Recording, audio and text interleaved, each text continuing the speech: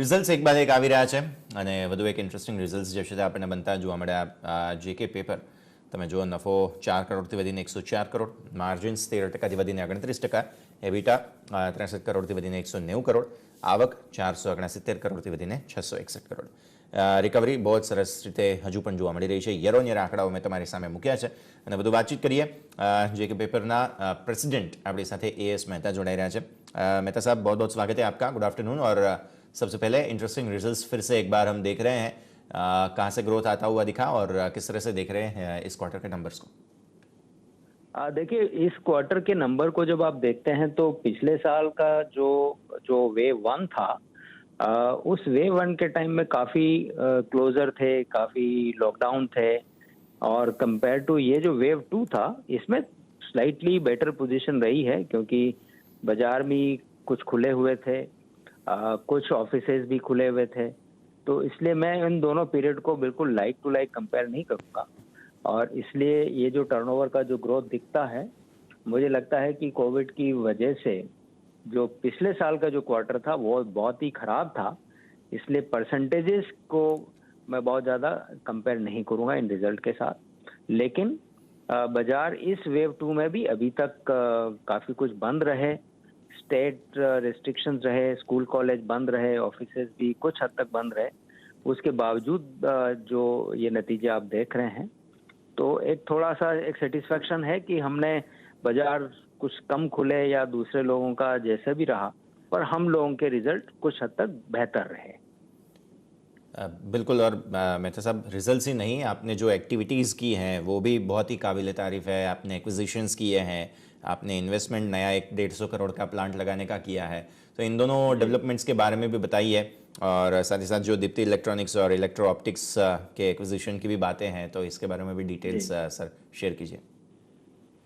देखिए, जहाँ तक ये दोनों जो सवाल है, उसमें एक तो मैं ये कहूँगा कि जेके पेपर क्योंकि राइटिंग, प्रिंटिंग, पैकेजिंग बोर्ड में है, और अब कंटिन्यूसली हम सरप्लस कैश फ्लो जनरेट कर पा रहे हैं, तो बिजनेस के पोर्टफोलियो को डाइवर्सिफाई करना और बिजनेस में पेपर से रिलेटेड एक्सपांड करना, ये दोनों एक नीड बोर्ड को लगी.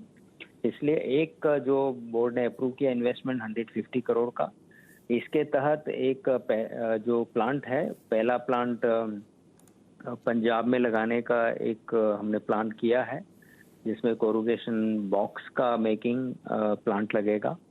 और उसके बाद इस फील्ड में और आगे जाएंगे, क्योंकि ये बहुत ही हाईली ग्रोइंग सेगमेंट है पेपर इंडस्ट्री से रिलेटेड, और काफ़ी फ्रेगमेंटेड है, तो इसमें एक बहुत अच्छा स्कोप आने वाले समय में दिखेगा. जहाँ तक इलेक्ट्रॉनिक्स का सवाल है, ये एक डाइवर्सिफिकेशन और है, जिसमें हमने सोचा कि ये एक अच्छा फील्ड है, जिसमें अगर हम छोटी सी शुरुआत करके अगर इस फील्ड में अपने बिजनेस को अच्छे स्केल अप कर सकते हैं, तो एक बहुत अच्छी अपॉर्चुनिटी है. बिल्कुल. और एक अच्छी सोच भी है कि डाइवर्सिफिकेशन हमेशा एक बिजनेस का बहुत ही बढ़िया रूल होता है. अच्छा सर, मार्जिन्स कैसे बेटर किए हैं आपने? क्या ये जो सारे इंडस्ट्रीज़ को जो प्रॉब्लम फेस हो रही है, इन्फ्लेशन जो है, स्पेशली ये रॉ मटेरियल के इन्फ्लेशंस की, क्या आपको ये कोई परेशानी नहीं है? और आप किस तरह से देखते हैं बाकी जो सारे रॉ मटेरियल प्राइसेस बढ़ रहे हैं उसको? देखिए, जहाँ तक जेके पेपर का सवाल है, मैं ये कहूँगा कि जो कमोडिटी प्राइसेस बढ़ी हैं, उसका एक बहुत छोटा सा इम्पैक्ट जेके पेपर पे जरूर आता है. लेकिन बड़ा इम्पैक्ट जेके पेपर पर इसलिए नहीं आता क्योंकि हमारी जो रॉ मटेरियल प्राइसेस हैं और हमारा जो रॉ मटेरियल सिनेरियो है, उसमें हमने काफ़ी कुछ प्लांटेशन जिस तरह से किया है हमारे अपने कैचमेंट एरिया में, तो उससे हमारी raw material cost Fairlie stable रहती है और रहेगी आने वाले समय में. तो वो एक एडवांटेज मिला है हमको, और कंटिन्यूसली मिलना चाहिए. और कुछ हद तक ये है कि जो पिछले साल इस क्वार्टर में जो प्राइस थे, उससे अभी वाला जो क्वार्टर है, इस क्वार्टर में प्राइसेस बेटर रहे हैं, क्योंकि पिछले साल तो पूरा वॉश आउट हो गया, तो प्राइस काफ़ी ड्रॉप हुए थे. और इस बार कुछ कोटेड पेपर के प्राइसेस भी अच्छे रहे हैं, ग्लोबल पल्प और पेपर प्राइसेस हायर रहे हैं, तो उसका भी एडवांटेज मिला है. एक्सपोर्ट प्राइसेस अच्छे हैं पिछले बार के कंपैरिजन में, तो ये सब कुल मिलाकर के एनएसआर का एडवांटेज मिला है. तो एनएसआर हायर है, कॉस्ट हमारी उसी लेवल पे है, रादर थोड़ी कम है, तो इसलिए मार्जिन का एक्सपांशन हुआ है। और सर साथ ही साथ ये भी देखना होगा कि फ्यूल कॉस्ट जो हैं वो बढ़ी हैं, तो उस वजह से आपका ट्रांसपोर्टेशन वेयर हाउसिंग उसमें भी थोड़ा सा प्रॉब्लम हुई होगी, वो भी मार्जिन्स को उतना असर नहीं पहुंचा पा रहा है। देखिए हमारे यहाँ जो अगर फ्यूल कॉस्ट बढ़ती भी है तो ट्रांसपोर्टेशन जो है वो हमको बहुत ज़्यादा इम्पैक्ट नहीं करता है। एक छोटा एलिमेंट जी। होता है क्योंकि हमारी जो ट्रांसपोर्टेशन कॉस्ट है वो करीब करीब 8 से 9% होती है, और अगर उसमें इजाफा होता भी है तो कंपनी लेवल के ऊपर आधा परसेंट 1% का इम्पैक्ट आ सकता है। लेकिन क्योंकि सिनेरियो ठीक रहा है